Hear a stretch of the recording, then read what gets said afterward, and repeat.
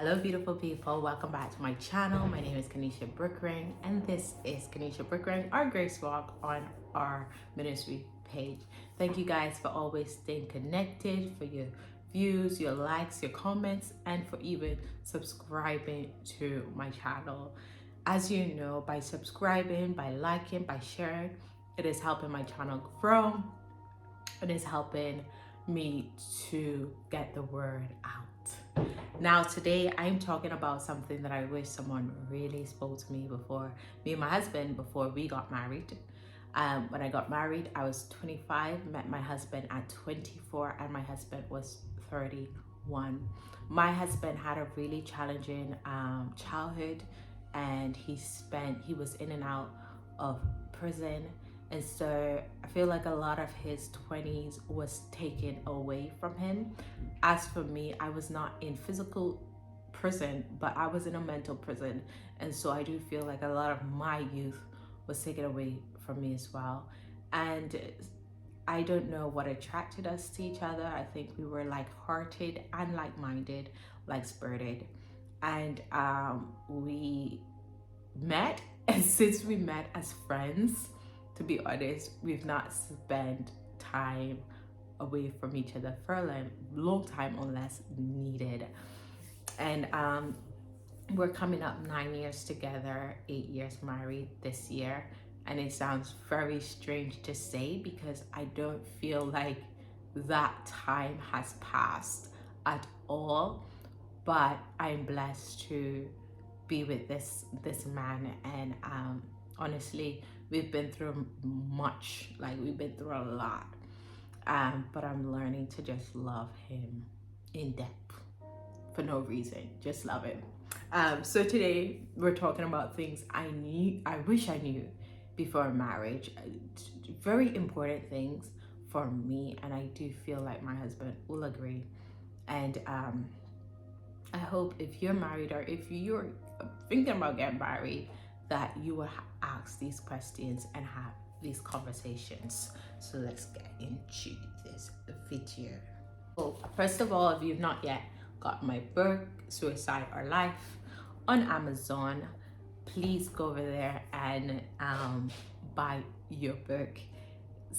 Share with friends and loved ones. It talks about my suicidal story as a young mom with 3 children and how my life was saved. And what I've noticed is a lot of people, they are living a very suicidal life unknowingly.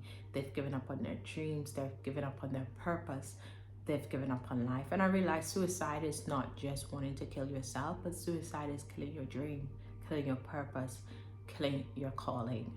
And I recommend that book to you. Not only did I live it, but I was saved, and I want you to be saved. My second book will be out this year. It's I Chose a Life, and it's a devotional book, 31 days devotional, and I know that it will bless you. So keep an eye out for that. Now let's get into this video. If you're not yet following me on Instagram, please go and follow me on Instagram. First thing I would say is finance, and you're gonna see a lot of financial video this year because it is one of my main goal and my main focus is for our lives to dramatically change financially. And our life has changed financially since 2019, where we are more in control other than finances being in control of us. And I thank God for that. But we are always looking to grow and to become more, and we are looking for financial abundance and financial freedom. And one thing me and my husband was very unaware of while coming into marriage was finance. We struggled for 5 years of our marriage before we got that woke up call and we got shook, and I believe we hit rock bottom where we were in dire need of help. And it's strange, it's not that we didn't have income, but we were mismanaging our income. And so to get that wake-up call and to realize how bad we've messed up our credit, how bad we've gotten into debt, and now on that journey and just clearing up our mess. It's been a journey, but it's been a big teaching lesson. And so what I would say is have those conversations. What's your credit score like? What's your financial literacy like? What is your financial understanding and habits, right? Because all this will have an effect on your marriage. Okay, it will have an effect. What are your roles financially? In this house, we believe that our money, or like my money is our money, his money is our money. And if you watch my video, you know that I have marriage money and then I have Kanisha's money, and Richard have marriage money and he has Richard money, and we believe in that. We believe in having our own, but also having ours. Never depriving the marriage, but never depriving self, because although you are married, you are also self. Right? You are one, but you are also self. And hey, we've been married for a long time to know that is true. We can be religious and all that, but we know that is true. And not that we're preparing for anything. We're not preparing for divorce. We're not preparing for separation. We are being wise, okay? And not to say that Kanisha money does not help Richard, or Richard money does not help Kanisha, but we have a bucket for ourselves and our dreams and our desires, and we have a bucket for our marriage and our children and our home. And it has served us purposefully, and I believe whatever works for you will work for you, but that is what works for us. So I would say have those conversations financially, tackle those bills, tackle those steps, tackle anything that is going to affect your marriage being abundance. Listen, don't listen to anybody who talks negatively about money, because money is what's going to feed your children, clothe you and your husband, your wife, clothe your family, house you, pay your rent, pay your mortgage. Money is what's going to do that. Yeah. And so you have to have those conversations. You have to be educating yourself financially, and putting in the works and creating the habits that's going to make your marriage, when you get to the 8th year, the 9th year, the 10th year, you look back and you be like, babe, we've done well, right? And you don't want to be like us and start 5 years in. We've wasted 5 years financially. You want to start even before the marriage have started. However, you might be like us and have been ignorant in the beginning, but now is the time to wake up and work towards better. Okay. Second one is marriage is daily commitment. Okay, so once the children come, or with us, we've had children. We've had children before marriage, and I say we because my husband claimed my children sometime more than me. And once the children come, the work, the career, the duties, marriage can be put on the back seat. And anything that you do not water cannot grow, right? It would wither away and die. So if you are married, that same persistence and that same energy you had in the beginning, you might not have the drive for it, because in the beginning you have that drive. Oh, let's go on a date, let's do this. And then you get married and that drive dwindle away, it dies. Don't ever let that drive die, because as much as that drive dies is as much as you expect your marriage and that spark and that love to die, because anything you don't water will not grow. And so you have to commit to even a day or 2 days. I'm committed to you. I'm not going to give you my tired self. I'm not going to give you my dragged out self. I'm not going to give you my moody self. That day is for us, even if it's movie night, date night, date evening, having a conversation, wrap up together, cuddling together, but always have that intimacy. Always find that intimate time, because life happens. Children come, career come, tiredness come, frustration come, so much things come, but as long as that intimacy come, still finding that intimacy, still finding time to meet each other's need. Now, as far as I realize, men Men are like cavemen sometimes. They can be in the house, and I'm not speaking for all men, I'm just speaking for some.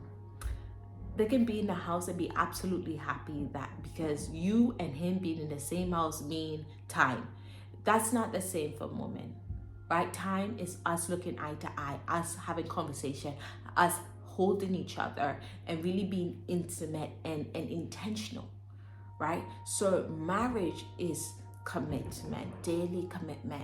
I need to find out what my husband like. My husband needs to find out what I like. And we need to commit to giving each other watering and showering and honoring daily, right?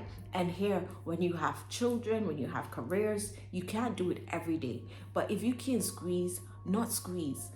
make time for it weekly, once a week, twice a week. Baby, this is your day. This is our night. This is our day, right? It is very, very important. And that's what's going to keep the marriage watered and alive. That's what's going to keep the intimacy alive, right? And here, if you watch my videos on things I wish I knew before I got married, you will know that there's a love high, and then the love ecstasy dies down. Doesn't mean that you're not in love. It just means that you're now back to this, right? And now you have to put in the effort in making the relationship or the marriage work. You're no longer going off of that high or that energy, but now you're going off of action, being willing to do it every day to bring that spark. And here's the funny thing: you can divorce or you can leave your relationship. You're gonna have that love high and those feelings with someone else. That love high is gonna weigh off, go like this. And until you get to the understanding that every relationship is gonna come like that, it's not that the love is gone, it's that high, that energy, that thing that was happening, like you taking drug, has now come down. And now you have to be intentional. And that is the true test of whether you were just going off of that high or you genuinely came from a place. And most people don't last because it was just a high for them. And once that high dies away, then they're done. It doesn't work like that. When you become an adult, when you become mature, you know that high ain't gonna keep you. And what's gonna keep you is daily commitment, daily love, daily kindness. Another thing I'm gonna throw in there is respect. Now, I don't know what it is. I don't know where we've learned it from. I don't know if it's social media. I don't know if it's the internet. I don't know what it is. We become very disrespectful in our marriages, and I found us to become that way, where all respect was gone. And obviously life happens, so there's frustration, there's money problems, as I have explained, and there's all those other things that comes, right? And that respect went. And personally, I'm the type, I'm not a disrespectful person, but I'm also the type, I do not take disrespect lightly, and I will give it back with effort, with tax, and with added bonuses, okay? And so when I am disrespectful and I come out of character, I don't like it, but I embrace it because I know Ken is defending Ken, and Ken ain't gonna have it, right? But we had to really have that conversation where we're getting older. We can't do this. You cannot speak to me anyhow. I should not speak to you anyhow. And we really need to deal with this, and we need to come to an understanding of how we're going to speak to each other. I don't know where we get it from, but respect is so important. Once disrespect come in and disrespect become common and normal, just give that marriage time before it's finished. Because the respect is a foundation of a good marriage. And I've seen that once respect was restored and was committed to, we got better. And I pray that you will also get better once you've decided that, hey, there will be no disrespect in this house. Okay, there will be no disrespect. There will be no talking anyhow or dealing with each other anyhow. If we are not going to speak or respond respectfully, we ain't gonna talk at all. Period. You gotta understand, once children are involved, so let's say for example you went into that marriage, your children was involved either by both sides or one side, you gotta understand that these children are gonna grow, and you guys have to have that conversation of how to discipline and how to treat these children, because how I'm raised and how Richard raised is similar but different, right? And so the way Richard disciplined and the way I discipline might differ. There's sometimes where I discipline Richard do not like it, and there's sometimes he discipline I do not like it. And so we have to come together, speak about it, and talk about what's the best way to discipline that both of us is going to be content and happy with, right? And I can't be here and be like, oh, they're my children or our children, I can do what? No. And I believe that's why it is important to have two parents. For one, to be able to say, babe, I understand you're upset, I understand you're frustrated, but you're taking it too far, right? Because sometimes when we are upset and frustrated, we take things too far. And I've always said to Richard, I need you to balance me, and I will balance you, because when anger and frustration come, we go too far sometimes, and we need to learn. And while we're on the road and the journey on learning on what is too far and we're learning what is best, sometimes we need an accountability partner to be like, babe, you know what, I think that was too much. Yeah, and it's not for us to be offended or defensive, but for us to understand if our spouse knows us and think it's too much, then it's too much, right? And then we find a way, okay, what way is best? What do you think is best, right? How do you think we should handle this next time? If that is not put in place, then there's going to be a lot of conflicts and a lot of disagreements, and that's what we saw. And so we had to really sit down and find out what will work for us. Remember, the children are going to grow. They're no longer going to be children. They're going to become teenager. These are conversations you need to have with your children, right? You really need to have conversations with your children about things that you approve or don't approve of, and also listen to them, right? This is something we didn't have as children, but I feel we need to respect our children as we expect them to respect us. That's just me. Like, I can't be like, oh, you need to respect me, but I'm disrespectful, right? And knowing me, how I was when I was younger, I could not tolerate a disrespectful adult, and I was quite a disrespectful child. As I say, I'm not one to disrespect, but I don't take disrespect. Even as a child, I could point out when an adult is being absolutely disgusting and rude, and then this adult is going to say, you need to respect me. Why? Why do I need to respect you? Absolutely why? You have absolutely no respect, and then you're going to open your mouth and say, I need to respect you as a child. Why?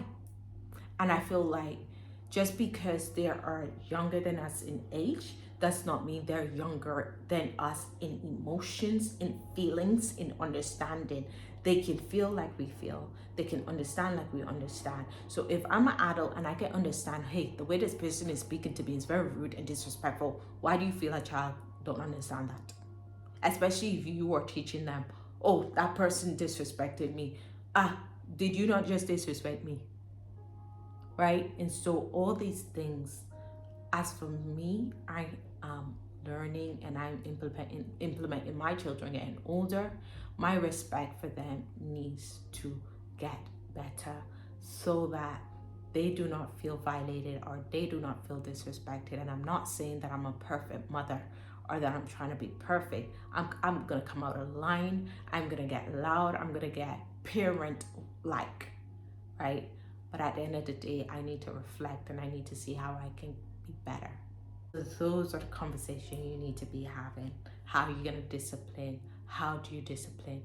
And what can you guys do to make sure each other is happy in the way you discipline? Next thing is work career. Now, if you guys know, me and my husband we met in university. So I was doing counseling and psychology. My husband was doing he was doing psychology and substance abuse. After university, my husband was ready for a baby. I was not. It took me a while to warm up to the idea because one, I had my own three children, and I had no plans in having more kids, honestly. But I end up giving in and having our first child together, and he ended up chasing his career, and I my home with children when I'm expecting my children to be growing in school and me in my career. You gotta understand that marriage can be sacrificial for some time. And here's a clip with Michelle Obama explaining. And people think I'm being catty by saying this. It's like there were 10 years when I couldn't stand my husband. You know? Do say that. You 10 say long years. And guess when it happened? When those kids were little, right? Mrs. Obama opens up about the early days before the White House. And for 10 years, while we're trying to build our careers and, worrying about school and who's doing what and what, I was like, this isn't even. But the Light We Carry author says pushing through the challenging times with her husband has been worth it. 10 years, we've been married 30. Wow. I would take 10 bad years over 30. It's just how you look at it, right? And people give up for the 5 years. I can't take it. How it was do you bad. know? What is the, because sometimes you gotta know your person. Do you like him? I mean, you could be mad at him, but do you still look at him and go, I'm not happy with you, but I respect you?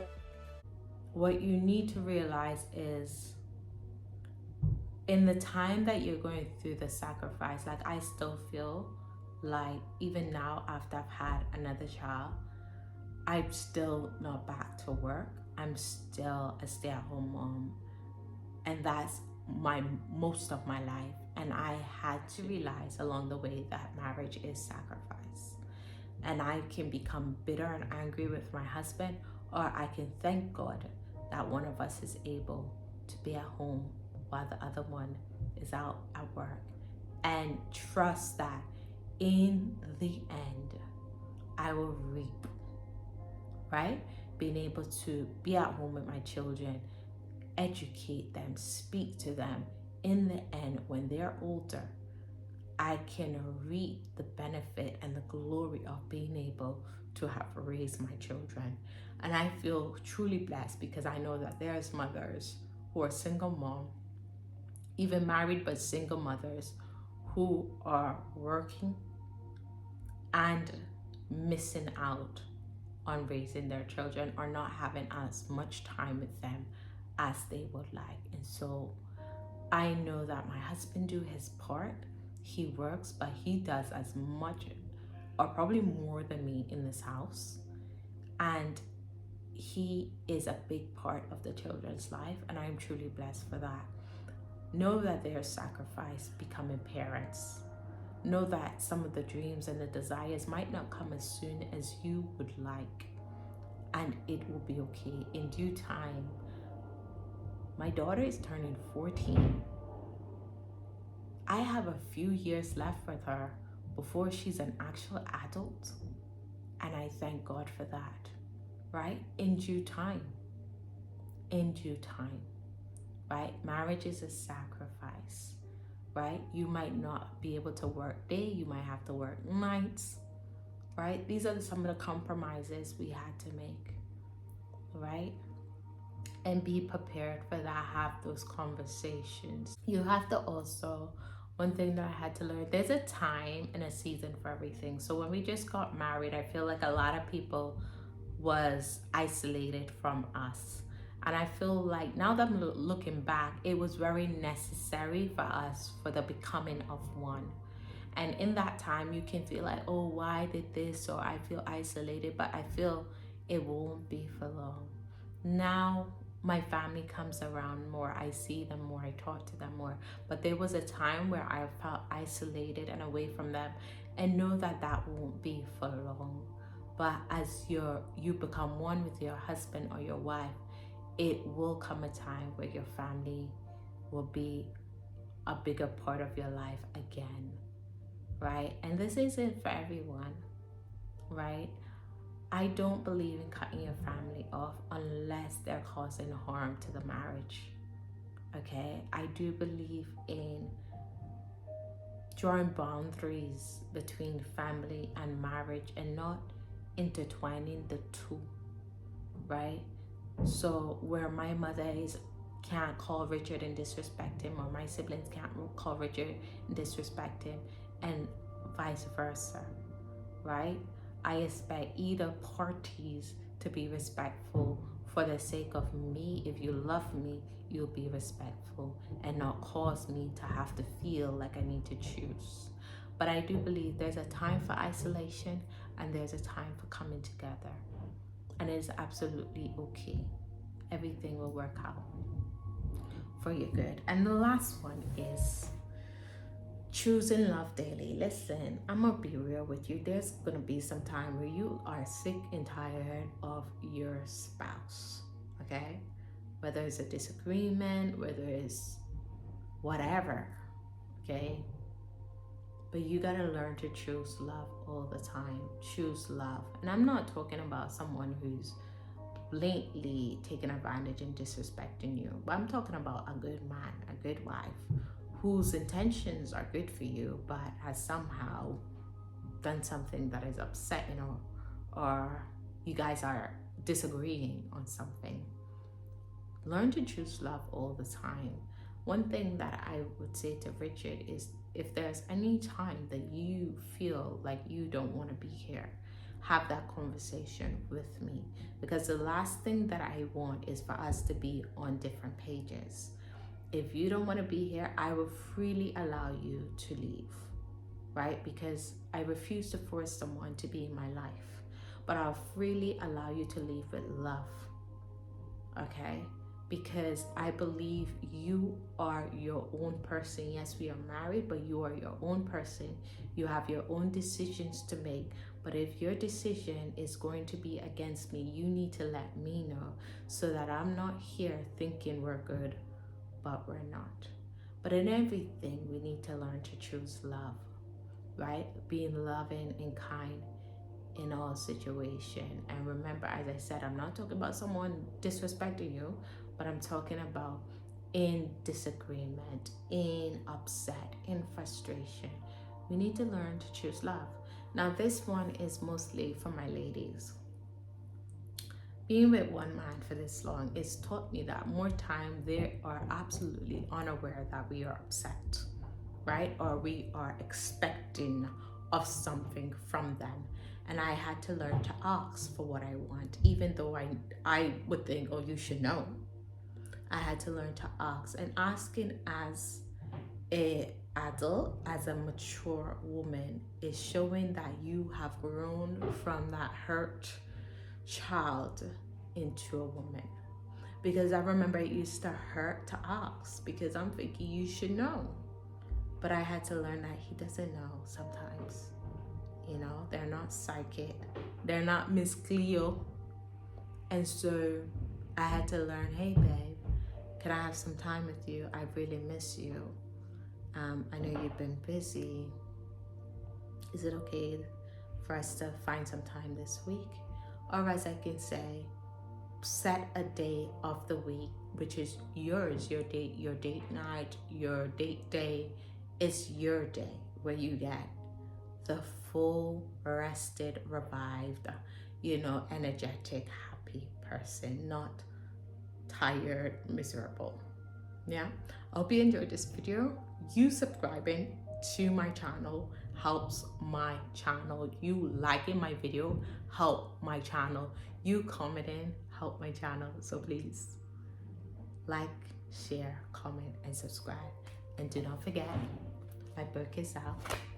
Suicide or Life is available on Amazon. My second book is now being edited, so I Chose Life, which is a self-love devotional book, which I know you will enjoy. Our charity is in the cooking, and so much more. And I pray that you will continue to just watch us, follow us, and support us. God bless.